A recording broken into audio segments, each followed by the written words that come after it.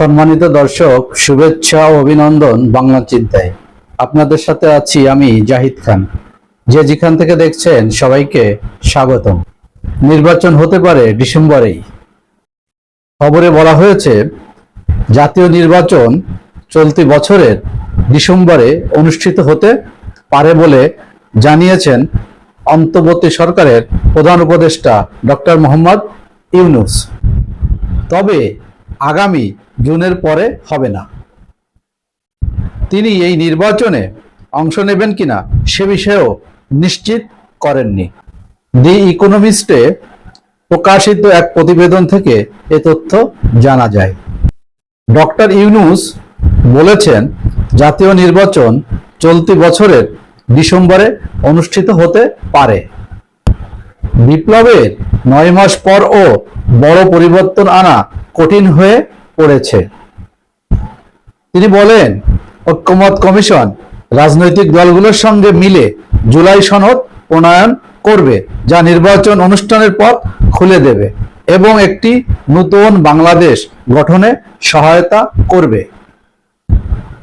ঐক্যে পৌঁছানো সহজ ব্যাপার নয়।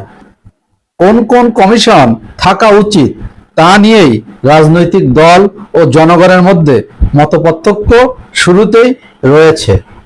কেউ কেউ বলেছেন, দেশের অর্থনীতির মূল ভিত্তি তৈরি পোশাক খাত নিয়ে একটি কমিশন থাকা উচিত ছিল।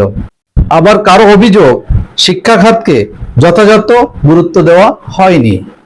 সবচেয়ে বড় বিতর্কের জন্ম হয়েছে নারী সংস্কার কমিশনকে ঘিরে, যা অনেক পরে গঠিত হয়। এই কমিশন ইসলামী উত্তরাধিকার আইনে পরিবর্তনের সুপারিশ করে, যাতে নারীদের অধিক অধিকার দেওয়া হয়। আর এতেই ইসলামপন্থী দলগুলো বিক্ষোভ শুরু করে।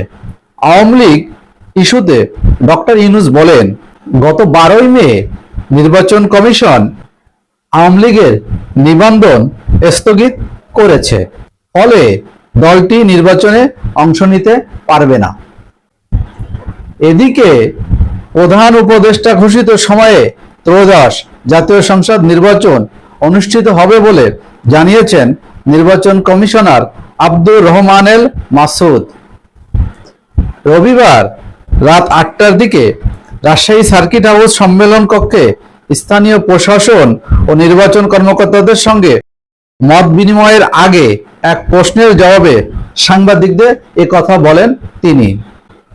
নির্বাচন কমিশনার আব্দুর রহমানেল মাসুদ বলেন, প্রধান উপদেষ্টা যে সময়টা দিয়েছেন নির্বাচনের জন্য, এই বছরের ডিসেম্বর থেকে আগামী বছর অর্থাৎ 2026 সালের জুনের মধ্যে, আমরা আশা করছি সেই সময়ের মধ্যে জাতীয় নির্বাচন অনুষ্ঠিত হবে।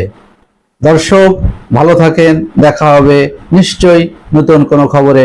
আল্লাহ হাফেজ।